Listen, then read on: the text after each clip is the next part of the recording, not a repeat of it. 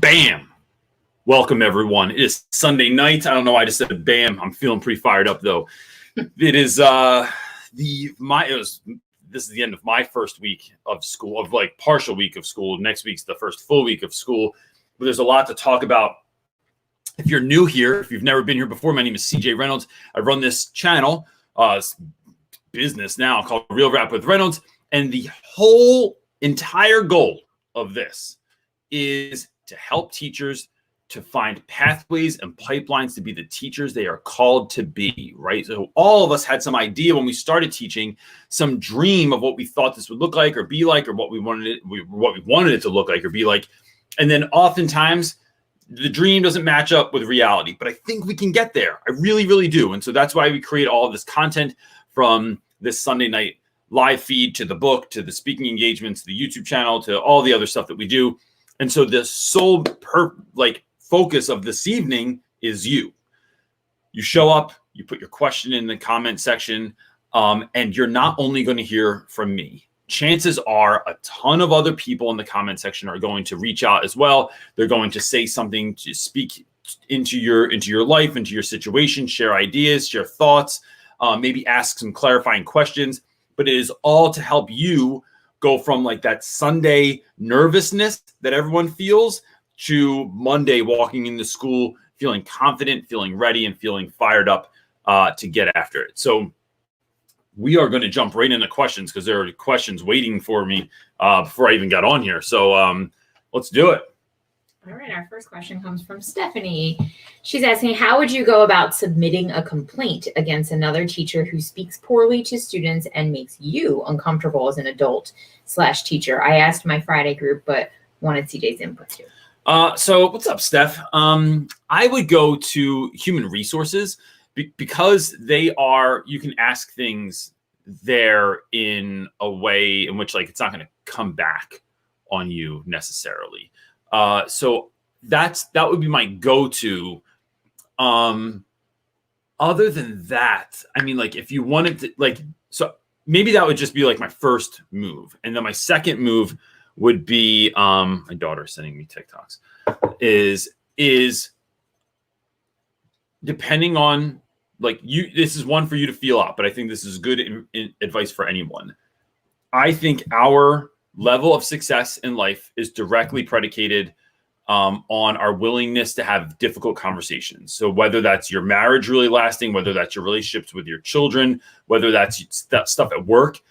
And I think the way you kind of navigate that, I think there's different ways, right? So you could go into a conversation and go speak to a teacher that's like talking smack, and you can just tell them like, yo, I heard you're saying this stuff, like, what's up? Or like, I don't appreciate you saying this. Or you could get all fired up, or you could enter into it with, I enter into everything with like a sense of wonder. Like I'm curious.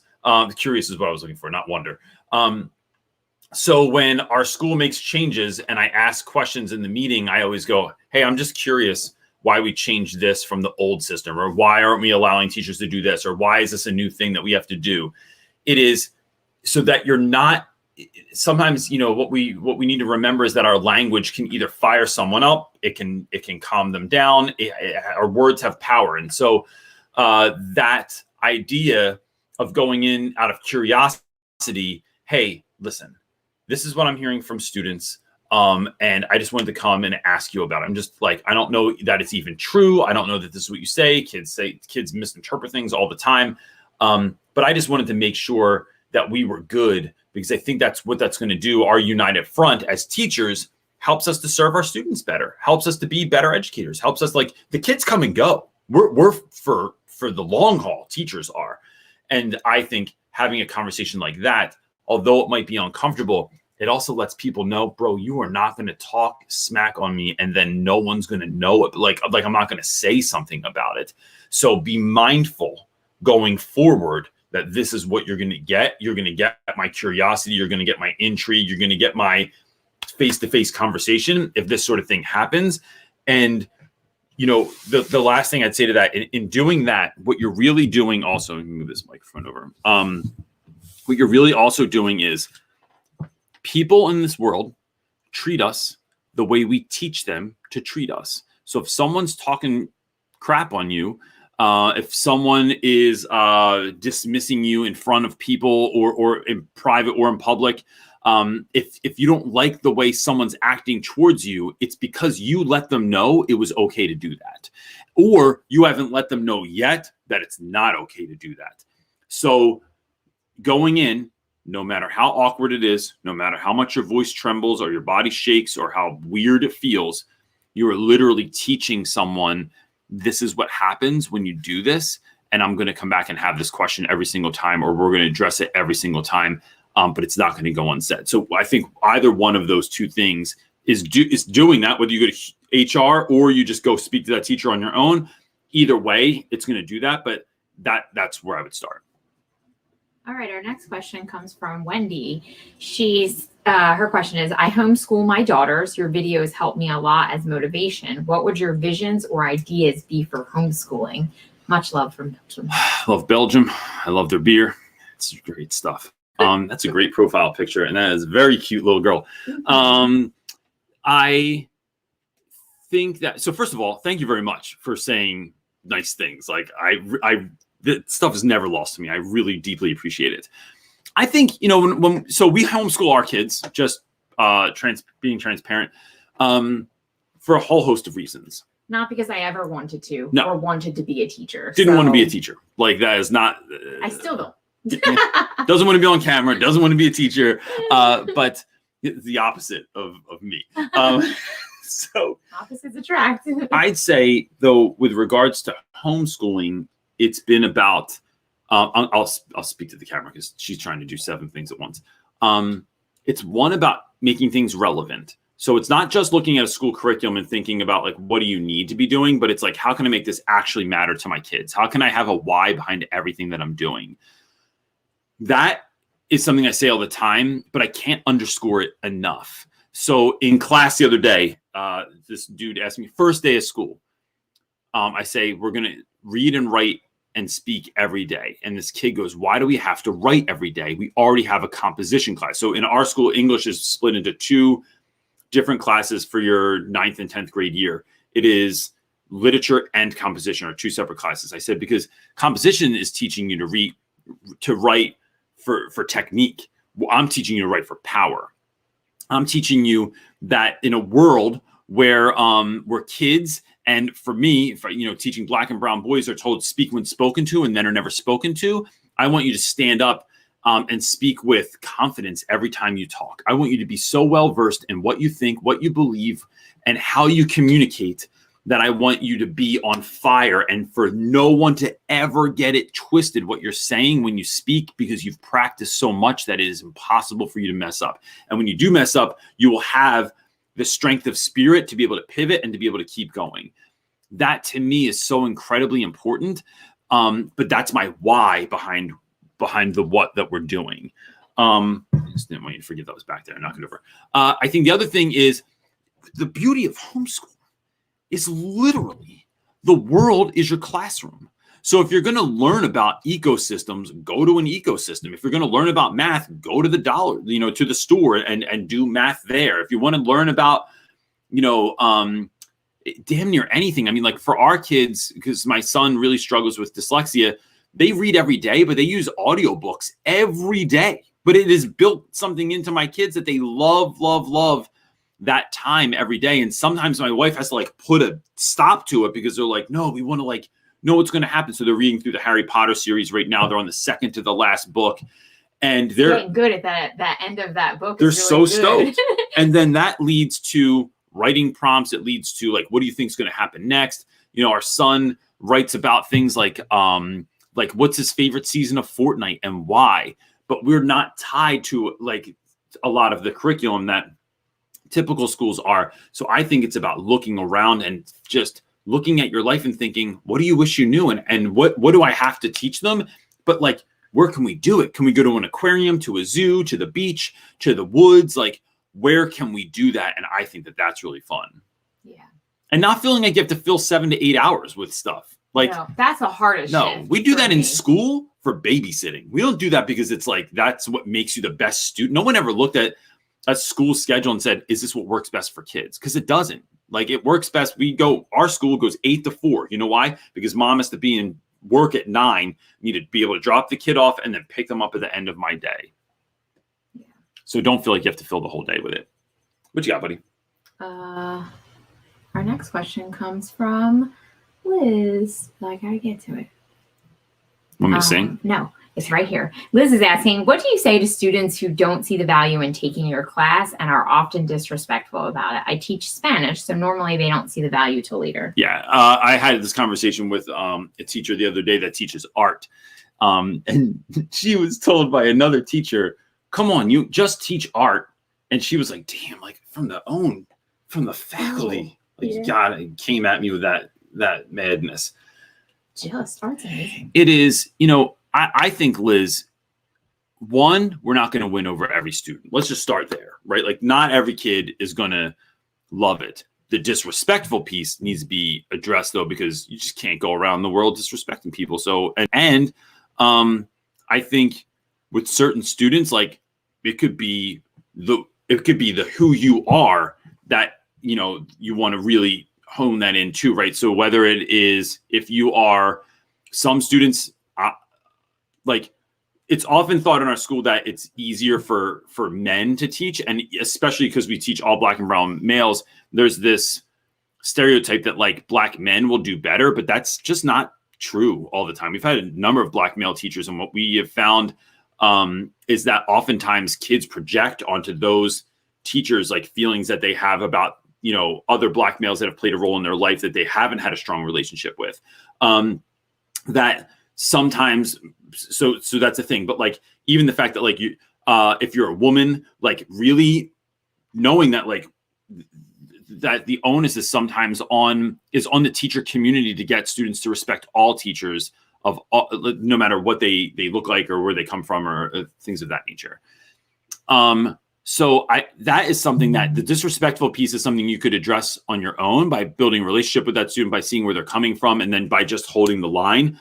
But I think that that's something that the community at large should be looking at, like your teacher community, your admin, the other teachers, grade level chairs, things like that. Those folks should be in conversation about how are we handling disrespectful students, especially when especially if a class is really run well. Because disrespect can come out if a teacher doesn't like have it together. And so I would just, that's something I think you should take a look at and talk to your community about that. With regards to kids that don't find value in your class, like I think, look, what I tell kids often is that I love English. I love literature. What I love for everyone to love reading by the time they get out of my class, and I do everything I can to help you love reading. I try to make it engaging. We try to make things fun. I try to put books in front. I tell my kids the other day, I'll order any book that you want. Any book you want that you think is going to be exciting for you to read, and will make you actually sit down and look at words for an extended period of time.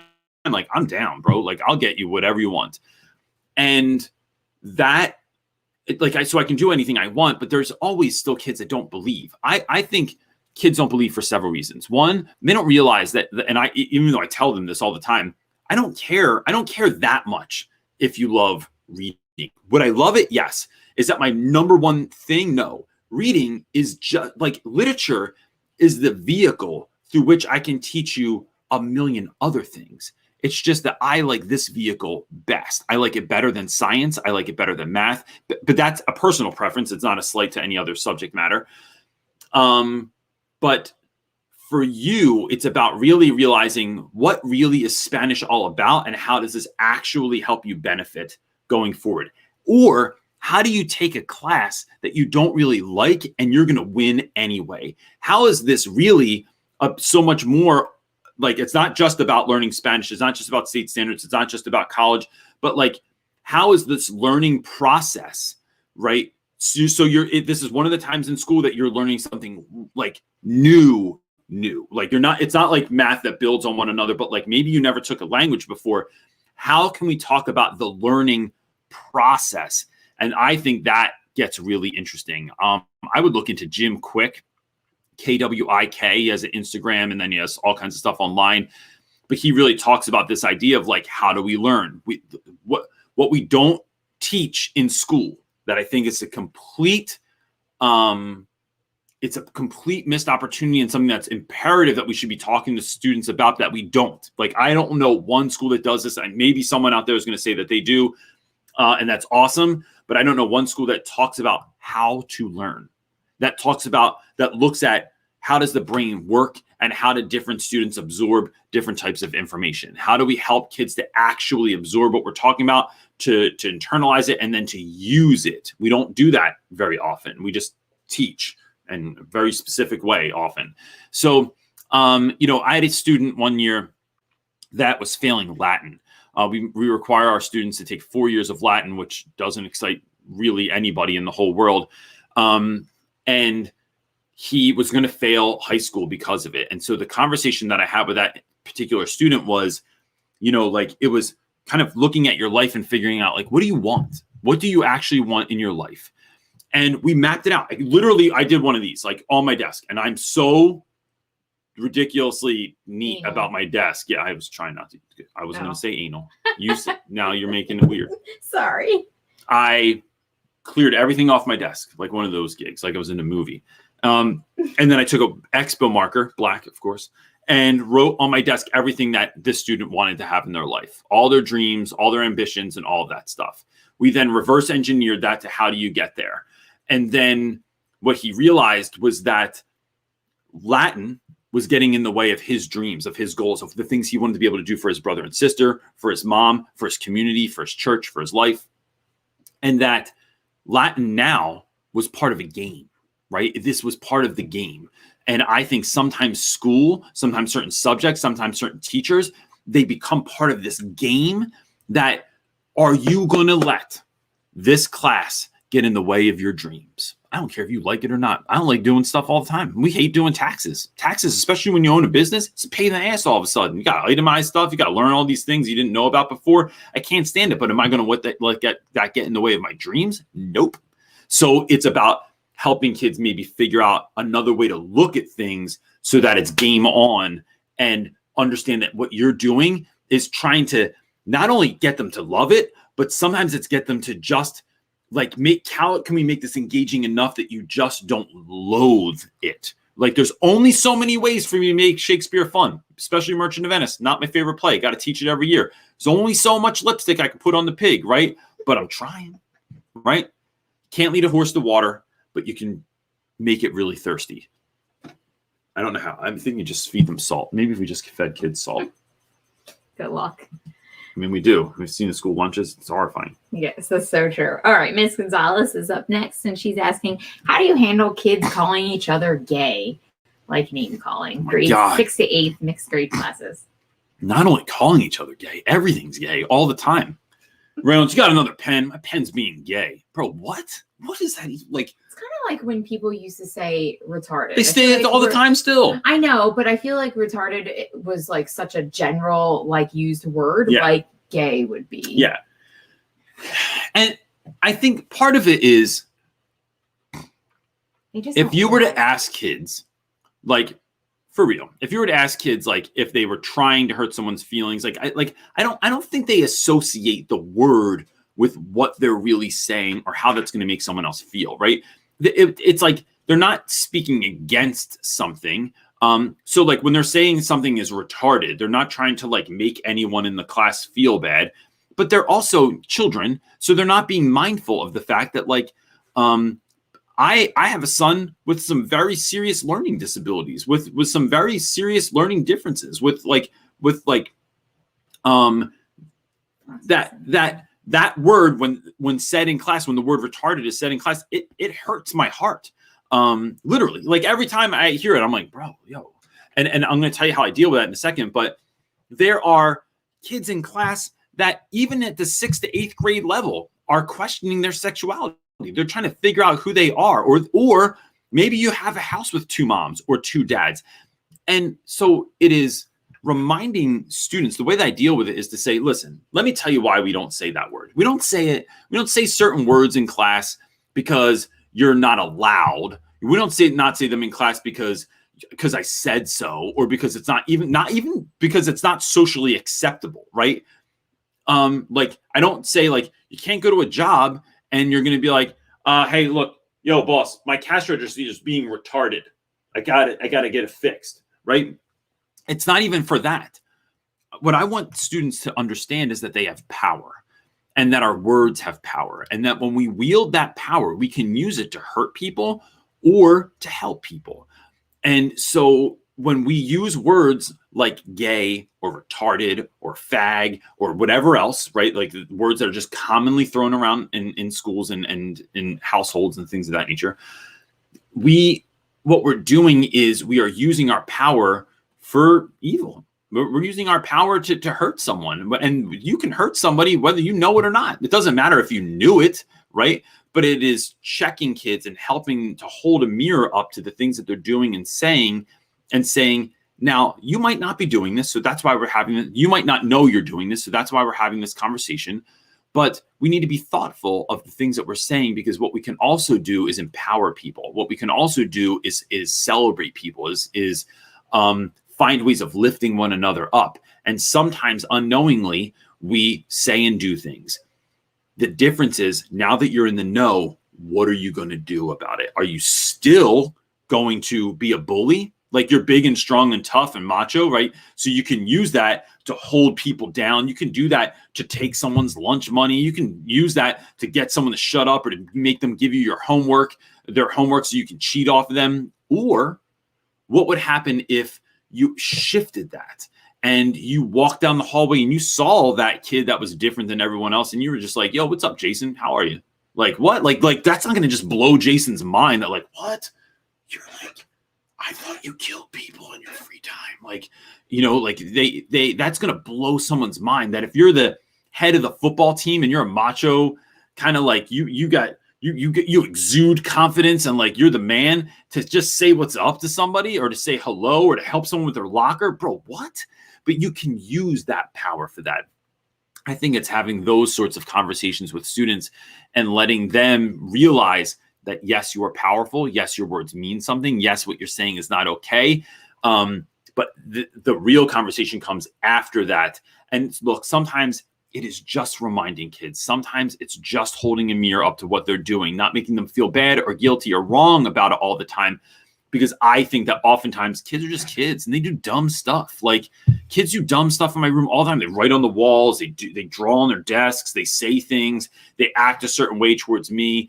And it's like, can we just put a pause on things for a second? Like, because what you're doing is out of pocket right now. We need to address it. And 9 times out of 10, kids go like this: yo, my bad, Reynolds, my bad. I apologize. And then you move on with life. Even our own kids, I feel like a lot of times you have to bring it to their attention and just say, do you even realize you're doing this? And they're like, oh, no, I didn't. Yeah. Kids are kind of just idiots. That like, conversation. It sounds mean, but I say that like loosely, meaning like their brains are just yet not fully developed. And they are. They're kind of just half-baked. I wouldn't say kids are idiots. They make idiotic decisions a lot of times. But then, like, when you look back, like, if you look back on a home video of yourself, it's like, oh my gosh. It was so embarrassing. Yeah, like, what did I act like that for? What was I doing? Like, why didn't anyone tell me? That shirt was a poor choice. Okay. Anyway. Next question. John Lopez, our buddy, is asking, how was it for you this week in class? John, I'll say this. There's so much newness so first of all, what's up, buddy? Second, seeing John Lopez's name makes me think I haven't been to the P.O. box in a minute. No, I know. So, because I've been busy. Lopez, this week has been so much new stuff that I'm at a point this next week where, like, I need to cut down on my contact with other people on some level, and just focus on kids and on me. That I realize that, with new leadership comes a lot of new ideas, comes a lot of new obligations, a lot of new procedures and routines, and all of these things for teachers and for students. And there's just no way you can do it all. And so my answer to that is I just don't do it all. I just don't do it. And that's not like me. That's not from a place of slighting someone or like, like, ha, I'm not going to do that. It's focusing on what's important and what's necessary. I will say that, bro, seeing kids again, especially kids I taught before, and having them walk into the building, into your room, and light up that they're like, we're together again, is so exciting. Like when kids just like I'm trying to leave the other day and it's just like the old times are back. Like it's everybody's in your classroom at the end of the day. That's been really exciting. I'll say one of the things that's been the biggest bummer is students have to sit in, they can't eat lunch in my room as of right now. They have to sit in our dining hall. They have assigned seats down there. And so at lunch, all these dudes just showed up to my room and they were like, yo, Reynolds, can we eat in here? And I'm like, bro, like having to turn kids away and not even have that time with them is really difficult, but that's where we're at for right now. And who knows, man, looking at how everybody else's schools are rolling, like, I don't know if we go back to virtual sooner rather than later. So because you already have case one. Yeah, we only need, I don't know if that's supposed to be public knowledge, but in our school, the way we're running it is that if six people in the school test positive for COVID within a 2-week period, we're shut down for 2 weeks. All right. Our next question comes from Megan. I think it's a multi-parter, so bear with me. Got it. She says, I have 2 questions, and I'm sure you've answered them before. One, how do you deal with teachers who have different teaching styles to you? I'm a part of an amazing group of educators, but they all have different styles than me. We can answer that one if you want. Okay. I have part 2 next. I think that different teaching styles should be celebrated and not looked down upon. I think that comparison is often the thief to joy. That's like a meme or something. I didn't come up with that line, but it's really true. That we have to recognize, one of the things we say here in this community is that your ordinary is somebody else's extraordinary. That we should really be focusing on the things that we bring to the table that are great. And if I went 80s on this, I would say the A team, John Lopez and Pete, you're probably the only 2 people that know this, but like the A team, maybe Maisha. The A team was a show in the 80s that had like these 4 different guys, and they all had different gifts that they brought to the group. And so like one guy was really good at like making something from nothing. Like you could give him like some duct tape, a razor, and like a slinky, and he's going to make a weapon out of it. Another guy was like, just could razzle dazzle any room, and he was like super handsome and he could talk his way into any situation. Another guy was like the master of disguise. Another guy was like a little bit crazy, and he was a really great pilot. But it was all these gifts together that helped them to be the A team. Or if you even look at like modern, pop culture, if you look at the Avengers, right? The Avengers, if it was all Captain America's, I don't know that they're winning. If they were all Thor's, I don't know that they were winning. They needed all of these different people to be able to, 1, fill one another's gaps, and 2, to use their unique gifts and styles to be able to do, to make magic in the classroom. Now, the problem comes when we try to over homogenize classes, when we have things like scripted lesson plans and scripted curriculum, and we try and fit teachers into a box and say, this is the best way to teach. I think that's wrong. It is honing in on what you're good at. So like for me, it is relationship building is like one of my strong suits. It is connecting what students are learning to something that's relevant or something that they actually care about. And it's sense of humor. But if you don't have a sense of humor, you shouldn't be trying to use your sense of humor in the classroom. It's a terrible idea because then you're just going to sound horrible. And in the opposite way, if you are if you are really funny and you're trying to hold that in, if you are good at connecting things to what students are good at, like I just think like if you're not utilizing those gifts, I think it's like this. I think teachers often have gifts. I think we as human beings often have gifts that we don't unwrap. You have God-given talents, gifts, and skills that if they are just given to you as a gift that you are to share with the world, and you don't do that, then all you're doing is you have a package there that's all wrapped with a bow and looks pretty and has your name on it, and you're just leaving it there unwrapped.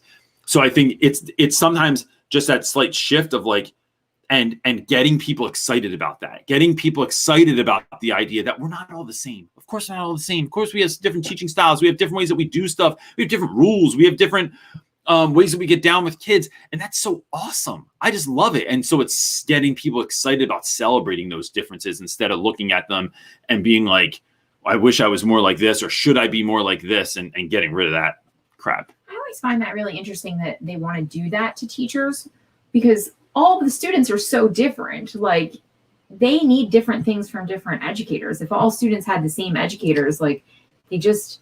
Yeah, but if we go back to like uniqueness that each teacher brings like to the table. Facts, but the origin of public schooling was to create cogs that would work in factories.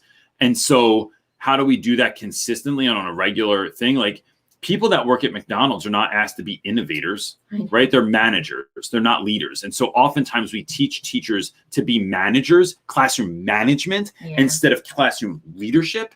And when we do that, it's a disservice to our students, because we don't live in that world anymore, right? There are those jobs. Like, if you work at Amazon, they're not asking you to use your pizzazz to pick out like groceries and stuff. Like, that is a job that like is very clear what you need to do. If you work at McDonald's, if even Chick-fil-A, my beloved Chick-fil-A, there's not a whole lot of personality that's being used there. Now, sometimes there is like sometimes you will go to a certain line because someone just looks so nice and authentic and they're wonderful. And I know the people at the grocery store that ask to do that, but I know you're hiring me and I need to finish this point. But it is in the world of education, what we're trying to do, if we're trying to raise thought leaders and entrepreneurs and creative thinkers, we can't homogenize it. We need to help kids to focus on what they bring to the table also, and how they learn and all those sorts of things. All right. Part 2 of the question is, how do you deal with saying goodbye to your kids and moving on after that? It is my first year teaching, and these kids have a massive place in my heart. I'm scared teaching won't be the same after. Hello from South Africa. First of all, South Africa is on my teacher bucket list to go to South Africa. I think you don't say goodbye. I keep up with kids I student taught with years ago, right? They're like in their they're like grown-ups now, like in their 30s. Come over and have a drink. Yeah. Like, we go out for drinks. I still, Romina, who wrote the foreword to my book, was a student of mine in my second year of teaching. Romina comes over regularly. She babysat my kids last week. We did something. I don't know where the hell we went. Oh, we went out for dinner. Yeah. And Romina like came over and watched my kids. She's my kid's favorite babysitter. Constantly keeping up with kids. It's reminding kids, this is where I am. I'm in this room forever at this school or at this address, or, I don't know if I give out my address to everybody, but like, this is my, where I am online. I am, if you need me for anything, forever and always, hit me up. Relationships are forever, man. And I think that when we think that way, it also helps us to get over the fact that like you didn't reach a kid this year. But that happens all the time. I had a kid that came back the other week to visit me out of nowhere. He just happened to be in the city, popped in my classroom, and he now lives in Texas or Arizona. I don't know, somewhere arid. And he came back just to say what's up. And like, he was a pain in the ass. When I taught him, I was like, I'm not talking about, bro, you and your mom drove me crazy. Cause it was like, in retrospect, I see why. And he really turned out. So it was like, they were right. But they drove me crazy. But now that relationship's still there. My man still knows you can come to room 106 and Reynolds is going to be there all the time forever. And, maybe not that, but like I'm always available. And that's what I want to get across to kids. And then saying goodbye is like, it's more like, see you later. All right. Next question comes from Little Space Freckles. It's a 4-parter. My butt. I have a student who's unengaged in class. He doesn't do any readings. And when I ask him a question, he shrugs and goes, I don't know. And it's not a genuine, I don't know. It's more of a, I'm not going to try. Sometimes when I ask a question, he ignores me, but banters with other kids. I know the solution here is to build a relationship with the student, but the usual invite the student to my room for lunch isn't an option. Our HR has a strict policy on not eating in our rooms to prevent mice. Do you have any other ideas? Oh, I love that that's the reason, right? It's like, listen, we have a rodent problem, and we can't. Need That's your help. and even that is a like that. It's like, bro, solve that problem, because I'm trying to help kids. It's so funny that it's like we let mice and food overrule like the benefits and what we should be doing to like support our students. But that's another conversation. Relationships are part of it. I think that's part of what's happening here, is that like when you have a relationship and you understand where that kid's coming from, right? So I think innately everyone wants to do well in school. They all want to do a good job. My voice just cracked because I'm a teenager again. You're never out of ninth grade all the way. That's why I don't know. Never mind. That's a whole nother. No, I'm being ADD. I think that it is looking for sometimes when I'm going into school and there's an issue like that, what I'm looking for is moments of connection. Can I be somewhere early? Can I be at lunch in the dining hall with the kids? Can I see you leaving the school and calling you over at the end of the day? Like, it's looking for moments of opportunity. I think the other thing I would do is reach out to other teachers and see how that child is getting along in their class.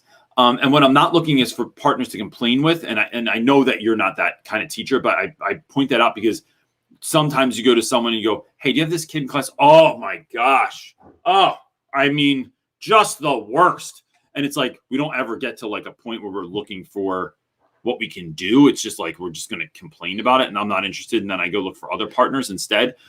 But it's finding partners that you're going to get to rally around the student or to have some consistency in class. Like, all right, so how do we want to handle this when this particular student is not engaging? Like maybe we put the same sort of pieces in place to help that student. I think it's also contacting home.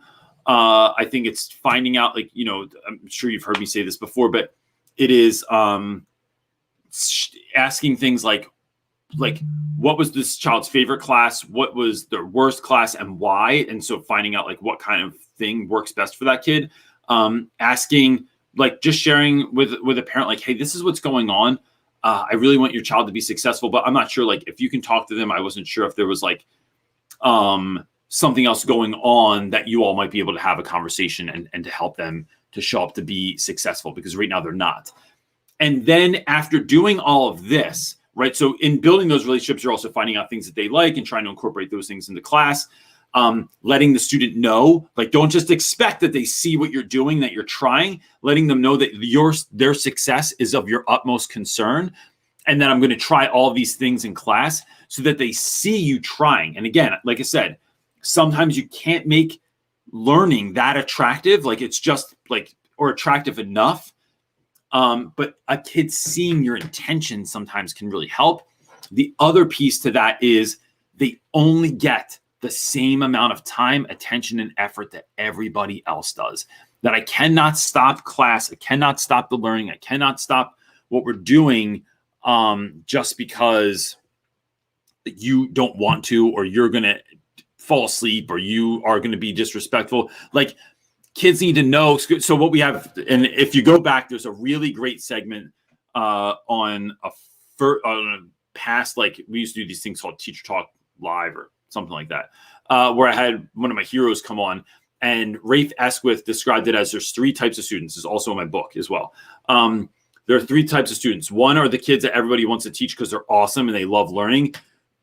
Student three, so that's student one. Student three are the kids that are the really big problems, and they're like sort of a black hole of attention, and it's just never enough. And student two flies under the radar. What happens when we give too much attention to the kids we love to teach and the kids that are like a cry for help all the time is that we miss student two. And then there's this whole like slew of students that fly under the radar that don't get our time, attention, and energy because we are too busy dealing with the other two types of students.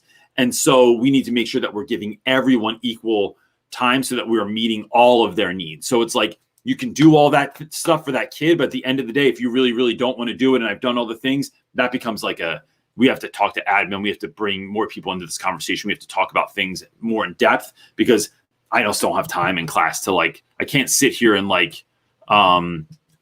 endlessly pour into your needs because other students need love too. What you got, dude? Next question comes from... You're texting with Miss Green over there? Yeah. I knew it. My next question comes from Heather. She's asking, hello, everyone. First year teacher here. What do you write in your introduction letter to parents? I'm struggling a little. My form classes are British, year 10, age 14 to 15. Thank you. First of all, Heather, we have to really talk to your me coming to England and speaking. That would just be the best. I love England so much. We've been watching The Crown also. And I don't know how people from England view this show, but like I'd be interested to hear. I've learned so much about like the history of British culture that's mind-boggling. Mm-hmm. And also it holds a mirror up to how much I don't know. But it just makes me miss going to England. So anyway, I think London. the thing you want to communicate, and we cannot just expect that parents or kids know this, which is why we have to say it all the time, is one, I'm really excited to be your teacher. I love teaching so much, and I'll do anything I can to help your child succeed. And look, let me say this. You can do anything, but you can't do everything it takes to help a child succeed all the time, right? Like sometimes that's why teaching is a communal activity. That's why we're not the only ones. That's why we need to work with families, and we need to work with our staff, and we need to like work with the community to help kids be the best that they can be, right? So it doesn't mean you have to do everything. It doesn't mean that you should be dead because you just tried everything. And look, that teacher literally just died. They just turned into ash because they did everything they could. But communicating that to parents is so important. I think getting parents excited about like, let me tell you what that looks like in my class. These are some of the things we're going to be doing this year. We do projects and trips and try and make the class engaging and all of this stuff, right? You're trying to get parents excited and to get them not to just know like, hi, this is Miss Andrews. Like, I realize that you're not going to write a letter like this, but since that's who's asking the question, hi, I'm Miss Andrews, and I'm really excited to be your kid's teacher this year. We're going to have a wonderful year this year. Please please feel free to reach out at any time, and I will answer any questions that you have. And definitely don't tell like all the rules or like what you're not going to take, or like that I don't do late work, or that like there's a lot of homework this year. We need to help our students understand that they need to stay on top of their homework this year. It's like that stuff is like what you want to do is just go left of what probably everybody else is putting in their letter. It is building excitement, engagement. It's letting parents know undoubtedly that you are thrilled to be able to do this year. I think that's where I would start. And then giving them your schedule. So I let parents know, one, I don't give out my number. Unless I have a student that has very specific learning needs, or there's a very specific reason why I need to have a parent to have my phone number, I don't give it out. And then I let parents know what my hours are. Look, I'd be happy to help you any day between Monday and Friday, between these hours. And I'm not like, I don't even tell them I'm not available on the weekend. I just leave it out of the schedule. It's just not a part of the conversation because I'm not available on the weekends. And I'm not available after a certain time, right? I'm available from 7 to 5 every day. 5 o'clock hits, it's game on, family time. That's what I'm doing. I'm not doing anything else. So I think that's part of what I would communicate with families when you're going back this year. Yeah, I'm sure other people have answers too, and it would be great if they could speak to that. So, if anybody else has answers for Heather Andrews on what you should include in your parent introduction letter, that would be awesome. That's also how I run back to school night too. So it's only excitement. All right, our next question comes from Ben. Question: your videos are seriously so inspiring as a first-year teacher. I was wondering if you have advice for fights in the classroom. How do you reaffirm the classroom is safe after that? 6th grade Title I. Yeah, like look, fights happen. I think the way that we deal with it is, look, there's silly ways I deal with it, and so maybe go with the spirit of what I'm saying and not just do exactly what I'm saying. Like sometimes it's important to understand, like go with the why instead of the what that I'm saying, because this isn't going to work for everyone. But on my laptop, actually, I just got a new laptop, this is a reminder that I have to set this up on my new laptop. I got a new laptop first time in 10 years. A school laptop. Yeah. So I have an icon on my desktop that is the theme song, the Love Jam from Karate Kid Part 2. Right? It is Peter Cetera's ultimate work of mastery, in my opinion. And so that song, as soon as dudes start arguing, I just put it on. And because no one really wants to fight when there's a love jam going on. I think that what I'm trying to do there is not make fun of kids or make it like weird.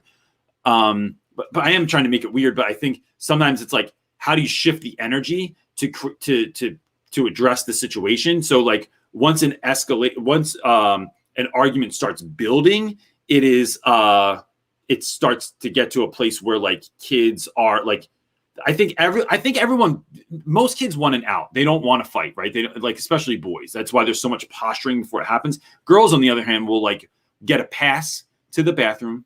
They go in, they lock the door, take off all of their jewelry, they fight, then they put their jewelry back on, and they come back to class, and it's like, why is your nose bleeding right now? And that was weird.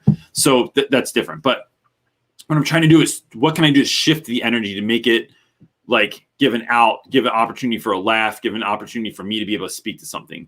The other thing that I do, and look, this is something I don't recommend. It works for me, but I'm just saying it's the why I'm doing it, not the what. I will tell kids, oh my gosh, are you guys going to fight? Hold on one second. Let me get my phone. We got to get this on YouTube because it's going to get me views. Or everybody on TikTok loves a good fight video or something like that. And in my case, what that does is it provides an opportunity for a bit of levity, for a bit of like, let's look at how absurd this is, or like, yo, I don't want to end up online, or like, don't record this, or there's something there. And then, so that's just some of what I do to sort of like not have fights. But look, fights happen in my room sometimes. And how do you create the safe space thing is, the room being a safe space doesn't mean that there's not going to be fights, doesn't mean there's not going to be arguments, doesn't mean there's not going to be hard feelings. It's what are we doing with that afterwards, right? So there's two things to speak to here. Is when you come back, how do we enter back into the room and help it to be a safe space? How do we reassure the kids that this is a safe space? But safe space also means you can speak your mind. It also means you can share what you have going on.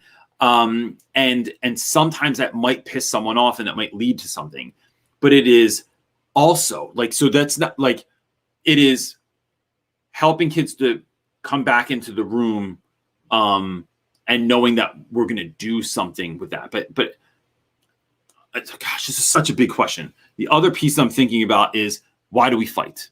Why did we get into a fight to begin with? And what do we do to not have that happen going forward? We get into fights because we don't know what to do with the mad that we feel. Like Mr. Rogers, the song, right? What do we do with the mad that we feel? When we feel so mad, we could bite. And in that song, Mr. Rogers is talking about, so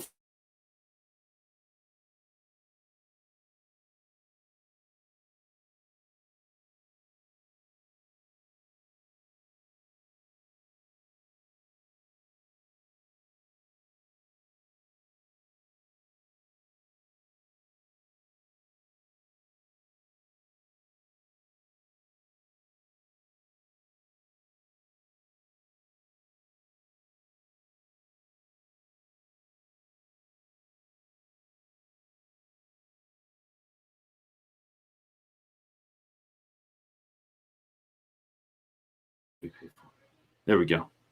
We're good. Okay, I think we're back on. I'm going to keep talking like I am back on. Sorry, my internet crapped out for a second. It's still off on there. Oh, it's unrefreshing. It kicked me out of StreamYard. Cool. I'm going to keep talking like I'm on here. Okay. Cool. All right. So what do we do with the mad? And it's helping, like, the only reason kids fight is because they don't know what to do with that mad. The only reason kids throw a temper tantrum is because they don't know what to do with the anger. The only reason that kids do, like, throw something at someone else is because they don't have an alternative or the self-control or the know-how to know what to do with their feelings. So it's helping kids to walk through scenarios of, what can I do the next time I start feeling like that? Can I breathe differently? Can I step out of the room for a moment? Can I go get a drink? Can I move my seat? Can I give you a signal that you, the teacher, is going to know, so that we can take next steps as to what to do when I'm feeling like this?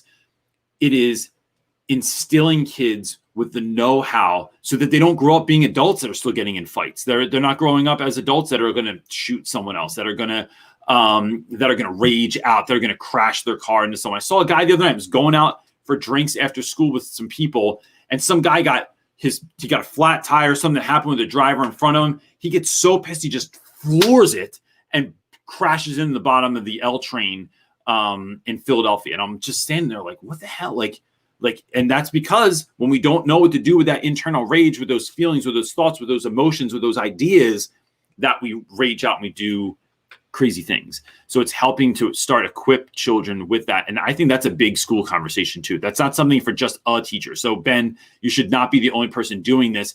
This is a conversation we should be having with our community as to like, how are we caring for our children so that when we get to that point, what are we doing to maintain a safe space in our classrooms? Okay, next up is John. Okay. Yeah, go for it.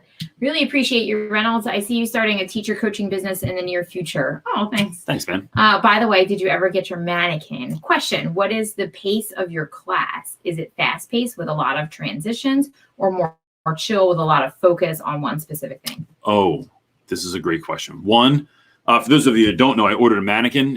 His name's Fred. He's on back order. Here's what I'd like to think. I like to think that once I said that, a bunch of people went out and bought mannequins because they're only $65. I think it was $68 on Amazon for like a 6'1", like legit male mannequin. I wanted him to be a man because we're all boys school, and to be honest, I was afraid. I didn't want to have. When I thought about getting, I was going to try and get a mannequin. I was going to call it Cho, so it would take the place of Cho. But they only have white. They don't. Yeah, they don't. Most mannequins are white, and they don't have Asian mannequins. So strange. So that's a whole nother. Did you really Google Asian mannequins? I looked it up on Amazon. I was going to get one. I was going to call it Cho. I was going to dress it like Cho, and then Cho would get so mad. Oh, she would have loved that. Oh my gosh, it would have been freaking hilarious. So anyway, Cho, for those, if you also don't know, Cho was my longtime best friend at school. She's now at Harvard University getting her doctorate in educational leadership. So she left me. Anyway, my class's pace. Jocko Willink once said something, and I think this is a thing in the SEAL teams here in America, that slow is smooth and smooth is fast. That is what I go with in class. So when you come in the class, there's no downtime. We're not talking about anything. We're not doing anything else. It is immediately, you shake my hand, the do now's on the board, and we are, as soon as the bell rings, right? Time's yours until the bell rings. I don't care if you're talking to your homies. I don't care if you're on your phone. I don't care what you're doing. Bell rings, it's game on, right? It's like the buzzer went off, right? Tip off has happened and the game's happening. Once that happens, there is very specific time amounts for each activity. Now, I control time in my class. So if I feel something needs a little bit more time, a little bit less time, I can navigate that. And I don't have public timers. I tried that. It builds anxiety in the classroom. I don't like it for the learners that I have in my particular classes. But it is, so I teach co-taught classroom, a lot of kids with IEPs, a lot of kids with 504 plans, things like that. For those kids, though, I find that one way to get engagement and one way to make things not feel like they just suck is by giving an out. So here's the thing we're doing. You have 5 minutes to complete this task, right? So now you have a very definite outcome, so you don't have to feel like this is going to last forever. And also, you shouldn't be screwing around because we only have 5 minutes to get this done. Then that jumps into the next 10-minute activity, the next 15 to 20-minute activity, and the last 5-minute activity. So things are actually moving at a really quick clip in my classroom. But underneath of that, I am not like, all right, come on, let's go, guys. We only have 5 minutes to do this. Come on, we only have 10 minutes to do this. Go and screwing around. We only have this much time. I don't want to build that anxiety. So when my kids come into class, also, there's always chill music on. It smells right. My lights are a right vibe. My decor is in such a way that I want it to feel chill and relaxing. But in reality, things happen very quickly. And oftentimes kids constantly say, yo, we're done already, because they saw that out, because they knew exactly what was expected of them. And they knew how much time that they had.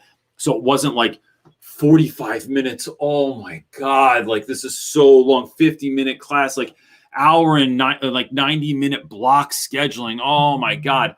It's broken down into quick little moments. And when you do that, I find that you can execute things smoother and that they actually go faster. So you're getting more done in a given period than most other teachers are doing. Great. Oh, now you're multitasking with Laura Green over there again. No, that blip like erased my whole comment section. Oh, my bad. So I'm, scrambling. So we're gonna go like this with Cool. Whatever we have to do. I hate when that. So there was a blip in the internet, and my wife had all the questions lined up, and then that went away when the blip happened. The blip. What is this? Freaking Avengers. The blip. So I try and go in order. So I apologize if it's not happening. Stephanie Race was next. She's asking, any tips for recording my first observation? I attend WGU and it will be uploaded afterwards. I have it on the 21st. I am concerned about being heard and interaction seen. Sorry, I can't put that up on the screen. So I think let's talk about that. Let's talk about a couple steps, right? One, in preparing, it's preparing as much as you can and being as ready as possible, but knowing that even in teaching, this is not a script. This is not a play. I'm not like just rehearsing. I'm going to say this exact thing, and then students are going to actually answer in a set amount of time, and there's no awkward silences. It's like it's like football, right? The play is ready. Like we have it planned out. We've practiced it, but we've also practiced it on the field. We've also practiced it wearing the gear that we're going to wear. We've also practiced it with the other people that we'll be engaging with. So if you have a co-teacher in the future or something like that, it is planning as much as you can, preparing as much as you can, going to the space and running through the lesson with the technology and acting like kids are in the room, like doing all that. When I give a talk, I literally run through that talk a ton of times before I go and give that talk. And I act like I have pauses for laughs on jokes that I think that I'm going to get. I don't always get them, but pause for it anyway. I act it out. I'm holding the clicker. I have the PowerPoint in front of me. Like I'm doing it. And if I could practice in the room, on the stage, in the auditorium where I do it, I would do that also. The other thing is knowing, though, that in a football game, so whether that's, I know there's not everyone here is from America, so that could be American football or what the rest of the world calls football, is knowing that when the whistle blows, when it's go time, you don't know how other people are going to interact. So you're constantly moving. So the play in your mind is very straightforward, but on the field, it can change. So with that being said, if you do an observation and if students are a part of it, you don't know how kids are going to engage. You don't know how they're going to interact. You don't know what's going to happen next. So you have to be willing to pivot. I think the other thing that most people do wrong when getting observed is they go into it like they're proving themselves. Like I need to show mastery over my content and over my ability to teach young people. And that's not true. What I go into is on the offense, right? That puts you on defense. You're immediately on defense. Someone else is going to judge you and you're on defense. What I do in going into observations is saying, I give questions on the front end. Oh, hey, you're coming in on Thursday. Hey, here's 2 to 3 to 4 things that I'm going to try, and I'm not sure how it's going to turn out. I'd love to have your feedback on these. It is going to someone, and when they give you feedback, saying like, because some folks will even try and dial in an observation. This is like when you start teaching, you're in the classroom, they'll try and dial it in or mail it in and give you some like boring ass observation feedback. And it's like, this isn't even useful to me. I ask follow-up questions. Oh, really? Like so you thought I should have done that. And this is not in a condescending or sarcastic tone at all. You didn't think that student voice was a part of what I was doing. I'm curious. In doing the lesson that I was doing, how would you see student voice being more a part of it? Like, what could I have done that I could practice for next time to do this? Then the next time you get observed, you're like, all right, listen, here was my feedback. I know you observe a lot of people. Here was my feedback that you gave me that last time. Here's how I'm going to try and implement that this time. I'd really be curious as to whether or not you think I hit the mark or if there's something better I could do. So now this is a collaborative effort. Now this isn't just you being on defense. You're actually on offense. And that's going to put people off because I don't think anyone does this. So that when someone comes in the next time, it's like, all right, like I went home, I practiced, and now I'm coming back to my next piano lesson. And like, I want to see what you say. I'm looking for the feedback. I'm on the hunt for a good observation to help me become a stronger and better teacher in general. So that's how I would look at that. What you got, Neuter? All right, our next question comes from Alex. Any advice for building relationships with students as a guidance counselor? It is difficult without the face-to-face time. I try utilizing hallway time, lunch duty, etc., but I have 300 students. Yeah. So Alex, that's going to be, I hear what you're saying. What you said right there was the exact answer I would have given from the jump. I think that, and then I'm going to add another thing in there. I think that most of the time relationships are created in between times. They're not, it's not just class time. So even when I'm teaching a lesson, I'm not building a relationship with anybody. It's when you have a problem on your work and I can come in and just squat down next to you and help you.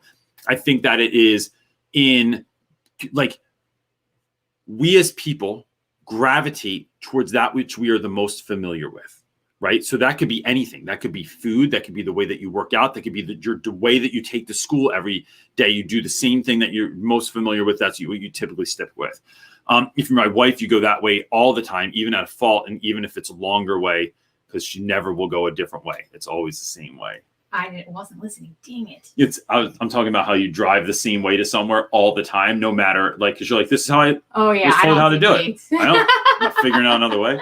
Anyway, so just being in the hallway, just being in the lunchroom, just being around makes you someone that the kids are far more familiar with because you're a visual, like you're constantly around. They see you all the time. And so that is one thing. Then there's a line from an old song that says nothing attracts a crowd like a crowd, right? Shout out to Soul Asylum 1991. But that's true. So if you are interacting with kids because you're visual and you're always in the hallway anyway, and you're talking to kids, that makes other kids come over. So when people ask, like, why do you, this is why I get asked a lot. Why do you always have a crowd of kids around you? Your room's always filled with students, because nothing attracts a crowd like a crowd. So people always wonder, what are they doing over there? What's going on? What's happening? So then that naturally happens. I think the other piece is, and I'm not speaking to anyone in particular, and certainly not to you, but, in a lot of times when folks have roles like a guidance counselor, like a social worker, like a school therapist, something like that, there's a very specific way that educators often talk to young people. And I call it, what do we call it? Teachery. Being teachery. So you have this, it's like, hi, how are you today? How was your weekend? Oh, that's great. That's great. Did you get your homework done? How was your football game? It's like, instead breaking it down like you're just talking to another human being, just having that ease of conversation, that you're communicating with people.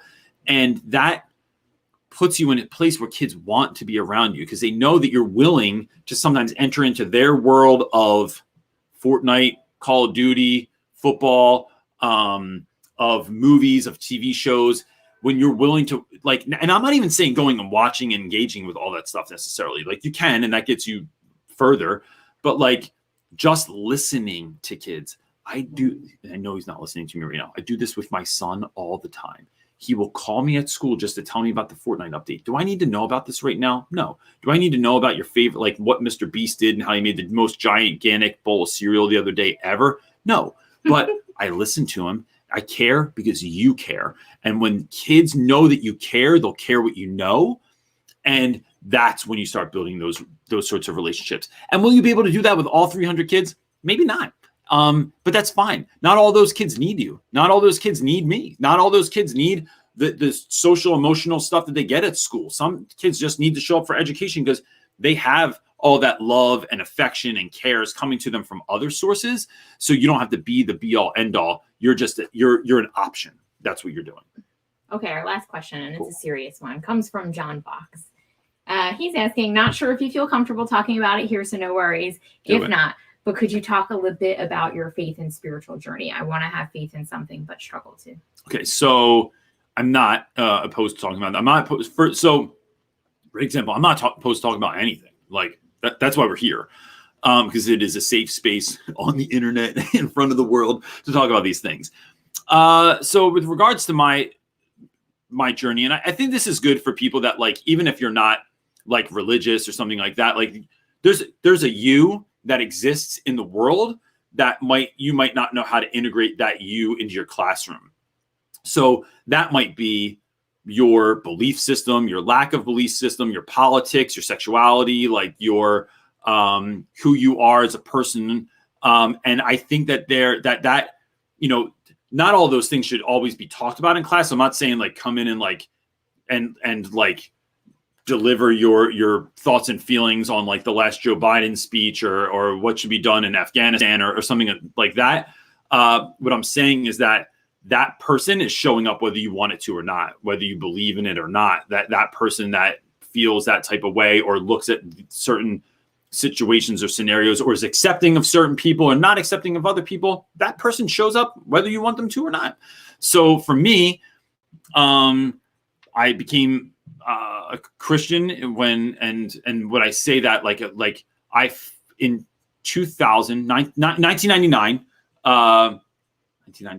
1998, found a church I was a part of for 20 years in 2000, and then 1999, 2000, something like that. And what that meant to me was that I followed Jesus with reckless abandon, right? This is my jam. This is what my people do that I'm in community with. I then moved to and so that looks like everything I do in my life is, there's not a spiritual aspect to my life. It is like the thing. So I think of who